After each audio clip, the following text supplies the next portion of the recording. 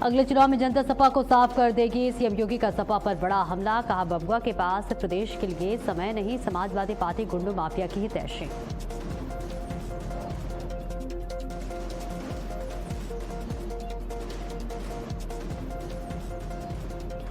आप सांसद संजय सिंह से मिले अखिलेश यादव। दोनों नेताओं की मुलाकात के बाद सियासी अटकलें तेज, चुनाव से पहले सियासत में गठजोड़ की चर्चाएं।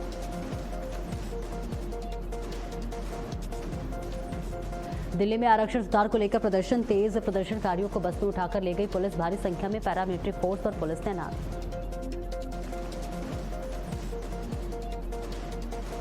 हरिद्वार में एक राष्ट्र एक चुनाव कार्यक्रम का आगाज संत समाज की मौजूदगी में हुआ। महामंथन आयोजन में केंद्रीय मंत्री शिवराज सिंह चौहान, मुख्यमंत्री धामी रहे मौजूद।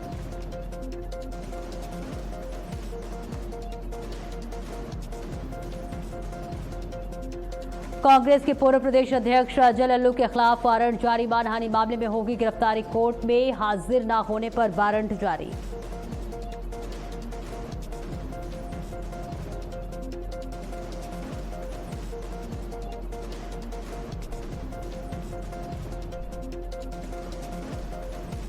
नमस्कार, भारत अपडेट देख रहे हैं आप। मैं हूं आपके साथ सपना दीपक मंतीशिया। बुलेटिन का आगाज करेंगे बड़ी खबर के साथ। सीएम योगी आदित्यनाथ का रायबरेली दौरा कल, जहां रायबरेली की मिलेगी 879 करोड़ रुपए की योजनाओं की सौगात। कल रायबरेली को 879 करोड़ रुपए की योजनाओं की सौगात मिलने वाली है। 346 परियोजनाओं का लोकार्पण और शिलान्यास करेंगे मुख्यमंत्री योगी आदित्यनाथ। ये बड़ी खबर आपको बता रहे हैं, जहां 60 आवास विहीन परिवारों को आवासीय पट्टे देंगे सीएम योगी। सपेरा समुदाय समेत अन्य परिवारों को आवासीय पट्टा। राणा बेनी माधव बख्श सिंह की 222वीं जयंती पर कार्यक्रम, जहां भाव समर्पण समारोह में शामिल होंगे सीएम योगी। स्वतंत्रता संग्राम सेनानियों के परिवार होंगे सम्मानित।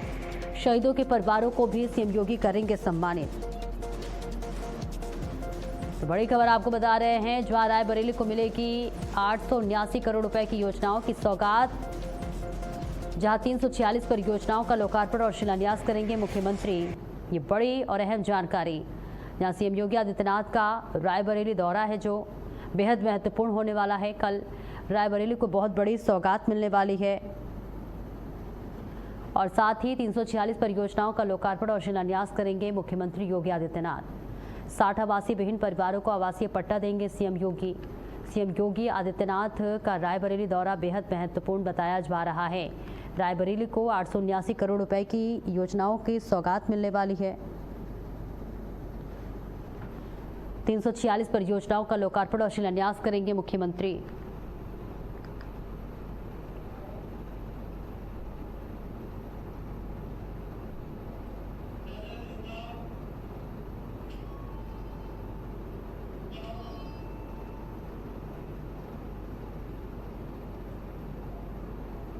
तो देखिए, 60 आवास विहीन परिवारों को आवासीय पट्टे देंगे मुख्यमंत्री योगी आदित्यनाथ। मुख्यमंत्री योगी आदित्यनाथ कल रायबरेली दौरा आएंगे, जहां कई विकास परियोजनाओं का लोकार्पण और शिलान्यास करेंगे। और देखिए, 2027 विधानसभा चुनाव के मद्देनजर भी मुख्यमंत्री का ये दौरा बेहद महत्वपूर्ण बताया जा रहा है, जहां रायबरेली को कल बहुत बड़ी सौगात मिलने वाली है। मुख्यमंत्री योगी आदित्यनाथ कल रायबरेली आएंगे और साथ ही 879 करोड़ रुपए की योजनाओं को बहुत बड़ी सौगात देंगे। 346 परियोजनाओं का लोकार्पण और शिलान्यास करेंगे मुख्यमंत्री योगी आदित्यनाथ। 60 आवास विहीन परिवारों को आवासीय पट्टे भी देंगे। ये बड़ी खबर आपको बता रहे हैं, जहां मुख्यमंत्री योगी आदित्यनाथ 879 करोड़ रुपए की योजनाओं की सौगात देंगे। 346 परियोजनाओं का लोकार्पण और शिलान्यास करेंगे मुख्यमंत्री योगी आदित्यनाथ। 60 आवास विहीन परिवारों को आवासीय पट्टे देंगे मुख्यमंत्री। और बेहद महत्वपूर्ण ये दौरा मुख्यमंत्री का बताया जा रहा है। कई दिग्गजों की मौजूदगी रहेगी। और देखिए, मुख्यमंत्री योगी आदित्यनाथ के आगमन से पहले जहां सुरक्षा के खास इंतजाम किए गए हैं। जिलाधिकारी ने भी कार्यक्रम स्थल का दौरा किया, जायजा लिया, निरीक्षण करते हुए नजर आए।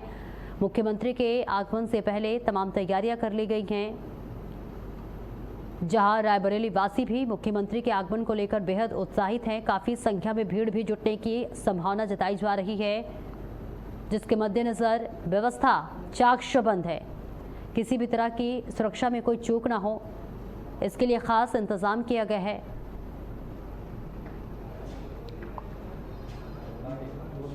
और वंश बहादुर सिंह ज्यादा जानकारी के साथ जुड़ रहे हैं। वंश, देखिए, कल रायबरेली मुख्यमंत्री का दौरा है, बेहद महत्वपूर्ण बताया जा रहा है। क्या कुछ तैयारी है मुख्यमंत्री के आगमन से पहले? सपना जी, रायबरेली में जो है मुख्यमंत्री का दौरा जो है विशेष तरीके से जो है 2027 को लेकर जोड़ा जा सकता है, क्योंकि राणा में भी माधव सिंह की जो जिस तरीके से जो है श्रद्धांजलि देंगे, लोकार्पण करेंगे, उसको लेकर जो है ऐतिहासिक माना जा सकता है। और डिग्री कॉलेज चौराहे पे जनसभा को संबोधित करेंगे और जो है भविष्य में आने वाली या वर्तमान समय आने वाली योजनाओं को जो है शिलान्यास कर सकते हैं, या मुख्यमंत्री की आने बाद क्या योजनाओं को लाभ मिल सकता है, ये बहुत अहम भूमिका रखेगी। मुख्यमंत्री, देखिए, हालांकि इसके पहले भी कई बार जो है चुनावी अगर मुद्दे को देख ले 2027 को लेके, तो कितना महत्वपूर्ण बताया जा रहा है, क्योंकि देखिए रायबरेली वासी भी काफी इंतजार कर रहे हैं मुख्यमंत्री के आगमन को लेकर। सपना जी, ये रायबरेली का दौरा विशेष तरीके से माना जा सकता है, क्योंकि रायबरेली में दो कैबिनेट मंत्री हैं, एक विधायक है, और बीजेपी के लेके 2027 में अहम भूमिका निभा सकता है और ऐतिहासिक दौरा मान सकता है, क्योंकि 2027 में आने वाला लोकसभा का चुनाव है। और सबसे बड़ी बात यह है कि इस तरीके की पहली बार आवागमन देख सकते हैं कि जिस तरीके से जो है कार्यकर्ता और जो है पार्टी के कार्यकर्ता है जिससे के उत्साह दिखा रहे हैं, और आने वाले समय, क्योंकि जो है जंतर मंतर जिससे कि आंदोलन किया गया था, उसको लेकर जो है एक अलग भूमिका बन सकती थी, लेकिन इस तरीके की जो मामला सामने आया है और जो भी घटनाएं घटी चुकी है, उसको जो है 2027 से जोड़ सकता है। बिल्कुल। कितना उत्साहित जनता है रायबरेली की, किस तरह से मुख्यमंत्री योगी आदित्यनाथ के आगमन की तैयारी की जा रही है? पूरी तैयारियां शासन और प्रशासन जो है संपूर्ण कर चुकी हैं। बीजेपी कार्यकर्ता हो और कैबिनेट मंत्री हो, लगातार जो है भूमिका में जो है जिस तरीके के जो तैयारियां हैं उनको कहीं न कहीं हरी झंडी दिखा चुके हैं।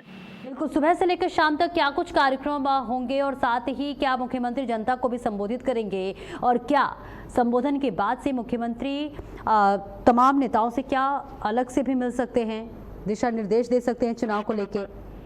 सबसे पहला कार्यक्रम राणा बेनी माधव मूर्ति का लोकार्पण करना है, और फिर जो है डिग्री कॉलेज ग्राउंड सभा में जनसभा को संबोधित करना है, और उसको लेकर जो है जिस तरीके की योजनाएं हैं, परियोजनाएं हैं और 2 करोड़ की योजनाएं हैं, उसको लेकर क्या लोकार्पण किया जाता है, किस तरीके की रायबरेली वासियों को जो है लाभ मिलेगा, ये तो आने वाले समय के बाद ही पता चलेगा कि योगी आदित्यनाथ किस तरीके की जो है योजनाओं का लाभ दे सकेंगे। बिल्कुल, बहुत बहुत शुक्रिया वंश आपका इस महत्वपूर्ण जानकारी के लिए। और वही संत रविदास महाराज की 650वीं जयंती पर लखनऊ में भव्य कलश यात्रा निकाली गई। पश्चिम विधानसभा के मनपूर्णा मंदिर से मसानी देवी मंदिर तक निकाली यात्रा में बीजेपी प्रदेश उपाध्यक्ष डॉक्टर नीरज सिंह और महानगर अध्यक्ष आनंद द्विवेदी शामिल हुए। महिलाओं और श्रद्धालुओं ने कलश धारण कर यात्रा में हिस्सा लिया। इसके बाद समरसता भोज का आयोजन हुआ। डॉक्टर नीरज सिंह ने संत रविदास के सामाजिक समरसता और बिना भेदभाव के समाज का संदेश याद दिलाया। तो कलश यात्रा में शामिल हुए डॉक्टर नीरज सिंह और बीजेपी महानगर अध्यक्ष आनंद द्विवेदी भी खास कार्यक्रम में मौजूद रहे। समरसता भोज में सामाजिक एकता का संदेश दिया गया। लखनऊ में केंद्रीय नारकोटिक्स ब्यूरो यानी कि सीबीएन ने ड्रग्स तस्करी के खिलाफ बड़ी कार्रवाई की है। सीबीएन की एमपी और यूपी यूनिट ने संयुक्त रूप से ऑपरेशन ब्लैक हॉक चलाकर लखनऊ के पास लगातार 2 अभियानों में कुल 18.64 किलो कच्ची हेरोइन बरामद की गई और 3 आरोपियों को गिरफ्तार किया गया। पहली कार्रवाई में असम नंबर की हुंडई क्रेटा को रोककर तलाशी ली गई। शुरुआती जांच में कार खाली मिली, लेकिन पूछताछ के दौरान अधिकारियों को फ्यूल टैंक पर शक हुआ।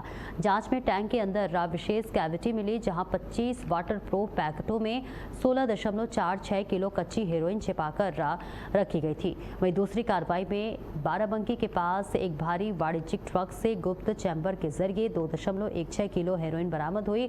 दोनों वाहनों और नशीले पदार्थों को जब्त कर एनडीपीएस एक्ट के तहत कार्रवाई की गई, जहां सीबीएन अब पूरे अंतर्राज्यीय नेटवर्क और पूर्वोत्तर के सप्लायरों की कड़ियां खंगाल रहा है।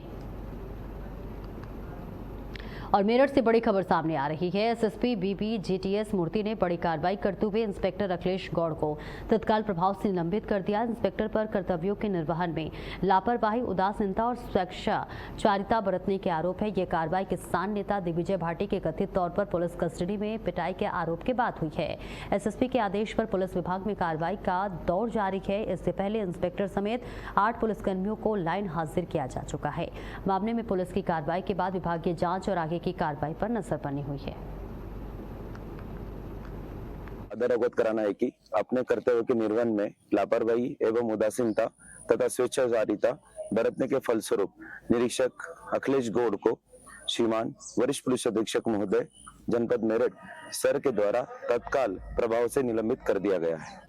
और बरेली में प्रवर्तन निदेशालय यानी कि ईडी की टीम ने बड़ी कार्रवाई की है। कर्नाटक कैडर के आईएएस अधिकारी ज्ञानेंद्र कुमार की तलाश में ईडी की टीम नवाबगंज थाना क्षेत्र के चमरावा गांव पहुंची। बताया जा रहा है कि कर्नाटक में केपीएससी के परीक्षा नियंत्रक रहने के दौरान भर्ती प्रक्रिया में कथित अनियमितताओं की जांच के सिलसिले में ये कार्रवाई की गई है। छापेमारी के दौरान ईडी की टीम ने आईएएस ज्ञानेंद्र कुमार के परिवार से पूछताछ भी की। टीम ने कार्रवाई के दौरान मीडिया और स्थानीय लोगों से दूरी बनाए रखी। ईडी की जांच में भर्ती से जुड़ी कथित धांधली और उससे जुड़े लोगों की भूमिका की पड़ताल की जा रही है, जहां मामले में आगे की कार्रवाई और जांच के नतीजों पर नजर बनी हुई है। मिर्जापुर के राजगढ़ सामुदायिक स्वास्थ्य केंद्र के पुराने भवन में लाखों रुपए की दवाएं मिलने का मामला सामने आया है। आरोप है कि आदिवासी क्षेत्र में संचालित सरकारी अस्पताल में बिना बिल के प्राइवेट दवाएं रखी गई थी। लगातार मिल रही शिकायतों के बाद नायब तहसीलदार के साथ राजगढ़ थाना पुलिस ने छापेमारी की। प्रशासनिक टीम ने बंद कमरे में रखी दवाओं को जब्त कर कार्रवाई शुरू कर दी है। आरोप है कि अस्पताल आने वाले गरीब मरीजों को प्राइवेट दवाएं खरीदने के लिए मजबूर किया जाता था। साथ ही लंबे समय से तैनात डॉक्टरों पर सरकारी आवास में कथित तौर पर प्राइवेट क्लिनिक चलाने के आरोप भी लगाए गए हैं। प्रशासन की इस कार्रवाई के बाद स्वास्थ्य विभाग में हड़कंप मच गया है। पूरे मामले की जांच के बाद आगे की कार्रवाई की बात की जा रही है। और वहीं फतेहपुर में पुलिस ने नाबालिग से दुष्कर्म के आरोपी को गिरफ्तार किया है। आरोप है कि आरोपी ने शादी का झांसा देकर नाबालिग के साथ दुष्कर्म किया। हुसैनगंज पुलिस ने वांछित आरोपी को गिरफ्तार कर और उसके खिलाफ संबंधित धाराओं में मुकदमा दर्ज किया है। पुलिस ने आरोपी को न्यायालय में पेश किया, जहां से आगे की कानूनी कार्रवाई जारी है।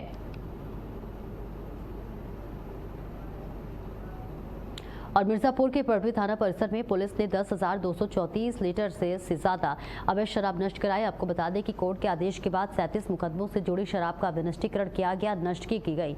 शराब की अनुमानित कीमत करीब 33,26,000 रुपए बताई गई है। कार्रवाई के दौरान नायब तहसीलदार सीओ सदर, आबकारी निरीक्षक और थाना प्रभारी समेत पुलिस और आबकारी विभाग के अधिकारी मौजूद रहे। मिर्जापुर रेलवे स्टेशन पर रॉ चेकिंग के दौरान ब्रह्मपुत्र मिल से एक संदिग्ध बांग्लादेशी नागरिक पकड़ा गया। आरपीएफ और जीआरपी की संयुक्त टीम ने 23 वर्षीय मोहम्मद रियाज अहमद को हिरासत में लिया। पकड़े गए आरोपी के पास से भारत में प्रवेश से जुड़े पासपोर्ट, वीजा या कोई वैध दस्तावेज नहीं मिला। इसके साथ ही पूछताछ में उसने दिल्ली जाने और वहां से कश्मीर जाने की बात बताई है। फिलहाल आरोपी से पूछताछ की जा रही है। 2026 को सायं आरपीएफ मिर्जापुर और जीआरपी मिर्जापुर की संयुक्त टीम द्वारा ब्रह्मपुत्र मेल में चेकिंग की जा रही थी। उस ट्रेन के B1 कोच में एक व्यक्ति संदिग्ध दिखाई पड़ा, जिससे पूछताछ करने पर उसने अपने को बांग्लादेश का नागरिक होना बताया। उसे पूछताछ से संदिग्ध प्रतीत होने पर पूछताछ के लिए उतार लिया गया।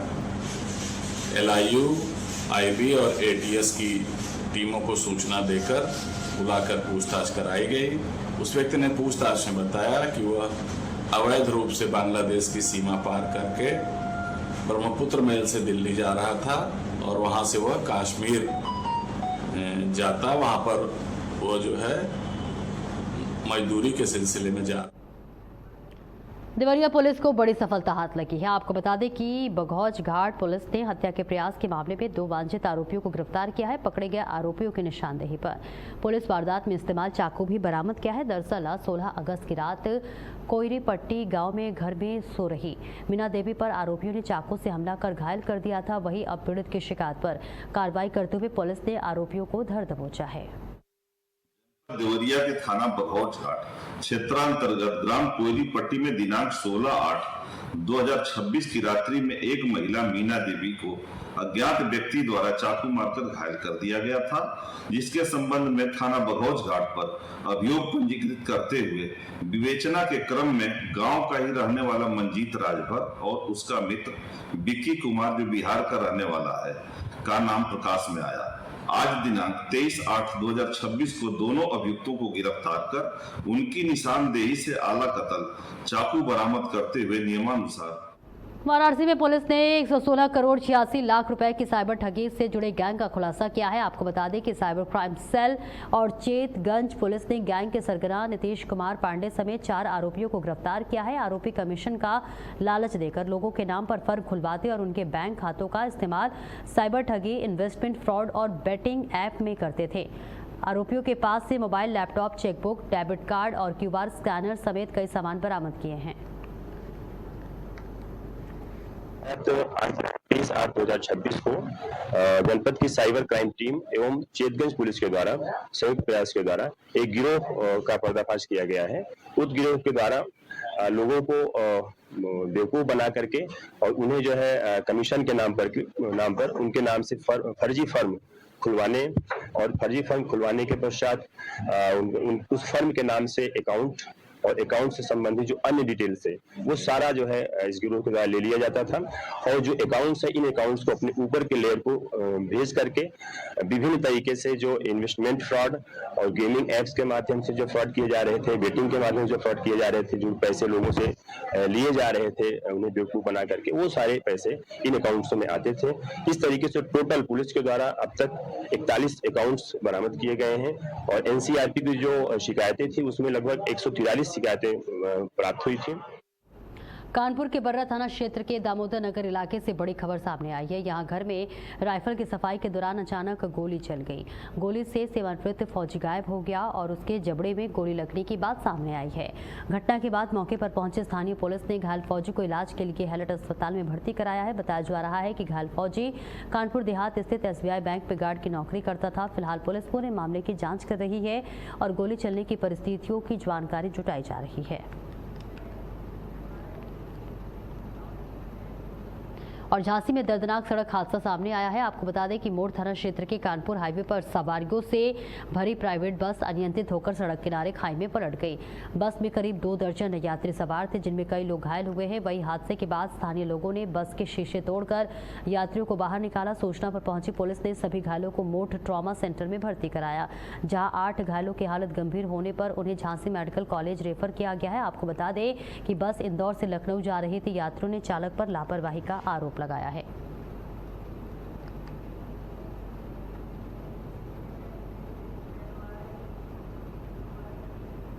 बिजनौर के नूरपुर में रोडवेज बस की टक्कर से बाइक सवार महिला की मौत हो गई। हादसा मंडी समिति के पास हुआ, जहां बस ने बाइक सवार मां बेटे को पीछे से टक्कर मार दी। इस दौरान 45 वर्षीय गुड़िया की मौके पर ही मौत हो गई, जबकि बेटा बाल बाल बच गया।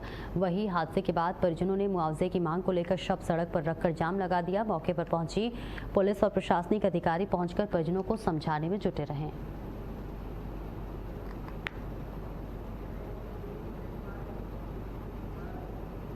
और बांदा के अरवई गांव में बरसाती नाले में डूबने से एक बच्चे की मौत हो गई, जबकि दूसरे बच्चे को ग्रामीणों ने दबोच लिया। आपको बता दें कि दोनों बच्चे जलभराव वाले इलाके में नहा रहे थे, तभी खेलते समय गहरे पानी में फिसल गए। वहीं ग्रामीणों ने तुरंत बचाव अभियान चलाया और एक बच्चे को समय रहते निकाल लिया। इस बीच दूसरे बच्चे को जब तक बाहर निकाला गया, उसकी मौत हो चुकी थी। मृतक बच्चे के पिता की पहले ही सड़क हादसे में मौत हो चुकी है। तो तस्वीर आप तक साझा कर रहे हैं। बेहद दुखद घटना सामने आई है, जहां नहाते समय गहरे नाले में पैर फिसलने की वजह से ये बड़ा हादसा हो गया है। ग्रामीणों ने जान जोखिम में डालकर हालांकि बचाव अभियान चलाया, रेस्क्यू किया, लेकिन बरसाती नाले में यहां पर 2 बच्चे डूब गए। एक बच्चे को तो निकाल लिया गया, लेकिन दूसरे बच्चे की मौत हो गई। बताया जा रहा है कि जब तक उसे निकाला गया तब तक उसकी सांसें थम चुकी थी। नहाते समय गहरे नाले में पैर फिसलने की वजह से ये बड़ा हादसा हुआ है। बदायूं में बाढ़ का कहर बढ़ता जा रहा है। हजरतपुर से गढ़िया रंगीन मार्ग में पूरी तरह जलमग्न है। आपको बता दें कि दर्जनों गांव में पानी घुसने से सैकड़ों बीघा फसल बर्बाद हो गई है और लोगों का आवागमन भी बाधित हो गया है। ग्रामीण नाव के सहारे रास्ता पार कर रहे हैं। वहीं मौजपुर, शेरपुर, रामपुर और नवादा समेत कई गाँव प्रभावित है। ग्रामीणों का आरोप है कि अब तक कोई बड़ा प्रशासनिक अधिकारी मौके पर नहीं पहुंचा है और न ही उन्हें कोई मदद मिली है। तो बाढ़ का कहर इस वक्त देखने को मिल रहा है, जहां हजरतपुर गढ़िया रंगीन मार्ग पूरी तरह से इस वक्त जलमग्न होता हुआ नजर आ रहा है। दर्जनों गांव में बाढ़ का पानी घुस गया है, जिस वजह से लोगों को दिक्कतें हो रही है। नाव के सहारे आवागमन करने के लिए लोग मजबूर हैं। तो बदायूं में बाढ़ का कहर लगातार बढ़ता जा रहा है। ये तस्वीर आप तक साझा कर रहे हैं, जहां हजरतपुर से गढ़िया रंगीन मार्ग पूरी तरह से जलमग्न हो गया है। आपको बता दें कि दर्जनों गांव पे पानी घुसने से सैकड़ों बीघा फसल बर्बाद हो गई है और लोगों को आवागमन में काफ़ी बाधित हो रही हैं। और तस्वीर आप तक साझा कर रहे हैं, जहां ग्रामीण नाव के सहारे रास्ता पार करने को मजबूर हैं। वहीं मौजपुर, शेरपुर, रामपुर और नवादा समेत कई गांव प्रभावित हैं। ग्रामीणों का आरोप है कि अब तक कोई बड़ा प्रशासनिक अधिकारी मौके पर नहीं पहुंचा। नमस्कार, इस समय हमारी मौजूदगी है बदायूं के हजरतपुर थाना क्षेत्र के अंतर्गत गढ़िया रंगीन मार्ग पर और गंगा में जल स्तर बढ़ने से यहाँ पर बाढ़ का प्रकोप हो गया है। हमारे पीछे आप देख सकते हैं पूरा एरिया जलमग्न हो चुका है और यहाँ पर जो फसल थी वो पूरी तरह से यहाँ पर बर्बाद हो चुकी है। लगातार जो प्रदेश में लगातार बाढ़ का कहर चल रहा है, उसी में जो सूबे के मुखिया हैं उन्होंने प्रशासनिक अधिकारी तथा क्षेत्रीय विधायकों को निर्देशित किया है कि वो बाढ़ क्षेत्र में जाएं और लोगों से संपर्क करें और हर संभव मदद दें। उसी क्रम में हमारे पीछे आप देख सकते हैं प्रशासन ने जो लोग हैं उनके आवागमन के लिए यहाँ पर नाव का इंतजाम किया गया है, क्योंकि अब जो रोड था वो जलमग्न हो चुका है। रोड से अब नहीं निकल सकते हैं, तो अब नाव एक सहारा बचा है, उसी से अब जाया जा रहा है। क्योंकि ये गढ़िया रंगीन मार्ग है और यहाँ बदायूं और शाहजहांपुर जिलों को जोड़ता है और यहाँ पे लगभग 1 दर्जन से अधिक गांव इस बाढ़ से प्रभावित हुए हैं। आप हमारे पीछे देखेंगे यहाँ पर जो जितना भी एरिया आपको दिख रहा है, ये सभी एरिया में धान की फसल थी जो लहला रही थी, लेकिन अब यहाँ पर सिर्फ जल ही जल है। किसानों का नुकसान हुआ है और वहीं अगर बात की जाए तो जो खेत हैं वो अब जलमग्न हो चुके हैं। वहीं अगर बात की जाए किसानों का नुकसान हुआ है, तो वहीं अगर बात की जाए तो प्रशासनिक अधिकारी जो हैं वो यहाँ पर आए हैं कि नहीं आए हैं, हम लोगों से बात करेंगे। हमारे साथ भैया हैं, इनसे हम बात करेंगे। क्या नाम है तुम्हारा भैया? हमारा नाम लालू। लालू, कहाँ रहते हो? हम रहते हैं इस्लाम नगर। इस्लाम नगर। यहाँ कहाँ आए हो? यहाँ पे आए ऐसे घूमने के लिए, पानी देखने। रिश्तेदारी है? हाँ, रिश्तेदारी है। रिश्तेदारी में आए हो। क्या नाम है भैया तुम्हारा? कहाँ रहते हो? मौजमपुर रहते हो। कितने दिन हो गए बाढ़ आए हुए? बाढ़ हो गए 4-5 दिन। 4-5 दिन। कोई प्रशासनिक अधिकारी यहाँ पे आया नहीं है? नहीं, अभी कोई नहीं आया है। कोई क्षेत्रीय विधायक वगैरह यहाँ पे घूमने आए हैं, विजिट करने? कुछ नहीं हो रहा है। कोई सामग्री वगैरह, राहत सामग्री नहीं मिली है? कुछ नहीं। ये जो प्रशासन द्वारा सिर्फ नाव उपलब्ध कराई गई है। पहले तो रोड से निकलते थे, अब नाव से चलना पड़ रहा है। नाव से चलना पड़ रहा है। अच्छा, तो आने जाने में काफी दिक्कतों का सामना करना पड़ रहा होगा, मान लो दवाई के लिए, और यहाँ पे ज्यादा दिक्कत हो रही है। यहाँ पे ज्यादा दिक्कत हो रही है। लोगों ने बताया कि अभी तक यहाँ पर कोई भी प्रशासनिक अधिकारी विजिट करने नहीं आया है, ना ही लोगों का अभी तक हाल जाना है। कैमरामैन मुनिंदर शर्मा के साथ भारत अपडेट के लिए बदायूं से प्रशांत राठौर। इस बुलेटिन में इतना ही। खबरों का सिलसिला लगातार जारी है।